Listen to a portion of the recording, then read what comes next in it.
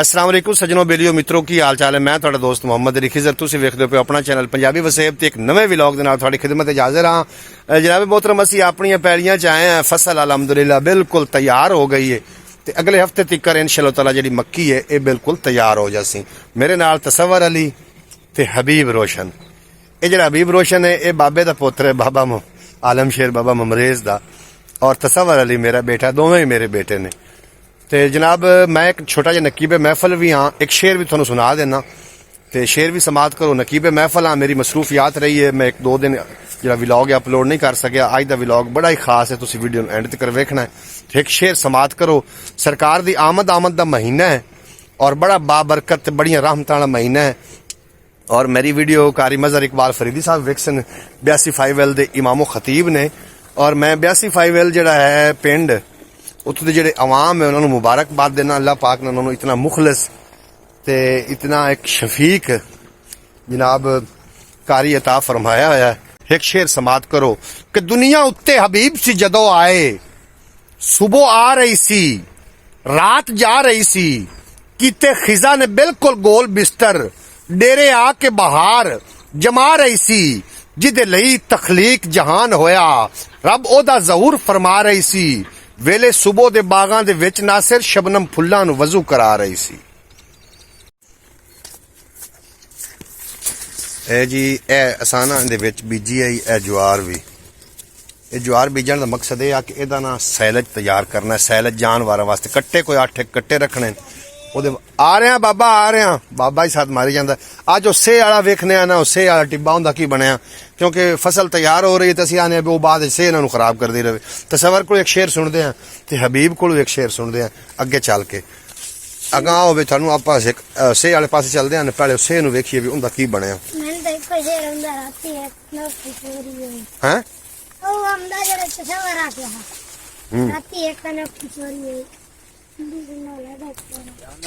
अगू लग रहा किसा बने पिछले हेलमेट हटो।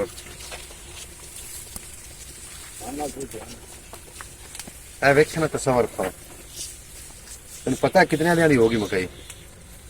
2 महीने की होगी, 1 महीना 7 दिन। ये हो गई है 45 दिनों की, 46 दी। 45 बाबा है कोई कीड़ा इहदे विच? नहीं इधर ला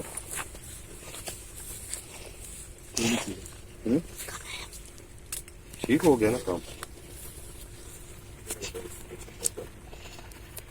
कोई नहीं सफर को शेर रखे।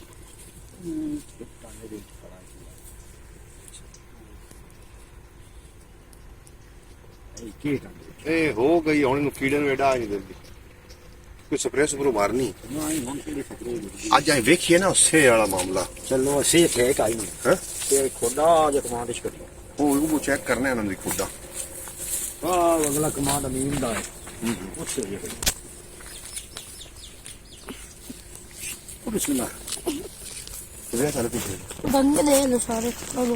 सब वाले शेर आमदा है सुना फिर एक चंगा डट के ना जोश है आके शेर सुना। बाबा तालिब दा सुना चा जेड़ा तेन सही आमदा वो सुना चा।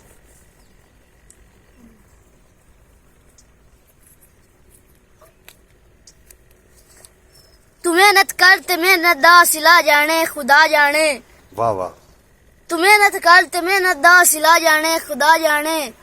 तू डीवा बाल के रखचा हवा जाने खुदा जाने। ए पूरी थीवे ना थीवे मगर बेकार नहीं वेंदी, दुआ शाकिर तो मंगी रख दुआ जाने खुदा जाने। वाह वाह वाह वाह वाह। बड़ा शाकिर शुजा आबादी, क्योंकि पाकिस्तान वैसे भी वैसे फन की कोई कदर नहीं। शाकिर शुजा आबादी जो सराइकी के बड़े बड़े शहर ने उन्होंने इन्होंने पढ़िया शेर। तेन आमदा हबीब केड़ा शेर आमदा? राती एक अनोखी चोरी हुई, कुंडी डंडा ला गया चोर मलंगा दा। वाह वाह वाह वाह। राती एक अनोखी चोरी हुई है, कुंडी डंडा लै गए चोर मलंगा दा। बाबा तालिब हुसैन जतोई रहमतुल्लाह अलैह जेड़े इस दुनिया से चले गए उन्होंने लिखे हुआ कलाम। बाबा तेन कोई शेर आमदा? बड़े शेर आमदे और एक सुना मैंने बाबे बाबे दी अखां हो गई खराब। एक तुहानू गल दसदा चलो अखां दी खराबी दी हवाले दे नाल भी भी जिहड़ी हवा गुल्ली होई है पहले भी होंदियां अखां खराब, कोई ऐसे साल नहीं होईयां। पहले लोग की करदे हन कि बकरी दा दुध लै लेना, ਉਹਦੇ ਵਿੱਚ ਫੰਬੇ ਬੋੜ ਕੇ ਰਾਤ ਨੂੰ ਉੱਤੇ ਰੱਖ ਲੈਣੇ। ਇਹ ਵੱਡੇ ਜਿਹੜੇ ਬੰਦੇ ਨੇ ਕੋਈ 40 ਸਾਲ 50 ਸਾਲ ਤੋਂ ਜਿਹੜੇ ਉੱਤੇ ਬੰਦੇ ਉਹਨਾਂ ਨੂੰ ਇਹ ਸਾਰਾ ਪਤਾ ਹੋ ਸੀ ਕਿ ਉਹ ਫੰਬੇ ਰੱਖਦੇ ਹੁੰਦੇ ਹਨ ਬੱਕਰੀਆਂ ਦੇ ਦੁੱਧ ਦੇ ਤੇ ਅੱਖਾਂ ਸਹੀ ਹੋ ਜਾਂਦੀਆਂ ਹਨ। ਹੁਣ ਜੀ ਟੀਕੇ ਤੇ ਕੰਮ ਆ ਗਿਆ, ਲੋਕਾਂ ਨੇ ਟੀਕੇ ਲਵਾਏ ਨੇ, ਕਈ ਲੋਕ ਬਿਨਾਂ ਹੀ ਤੋਂ ਚਲੇ ਗਏ ਨੇ। ਬਾਬਾ ਇੱਕ ਸੋਹਣਾ ਜਿਹਾ ਸ਼ੇਰ ਸੁਣਾ ਖਾਵਾਂ। ਆਇਆ ਉਲਟਾ ਤੌਰ ਜ਼ਮਾਨੇ ਦਾ, ਗਿਆ ਅੱਜ ਦਾ ਬਦਲ ਕਾਨੂੰਨ ਹੈ।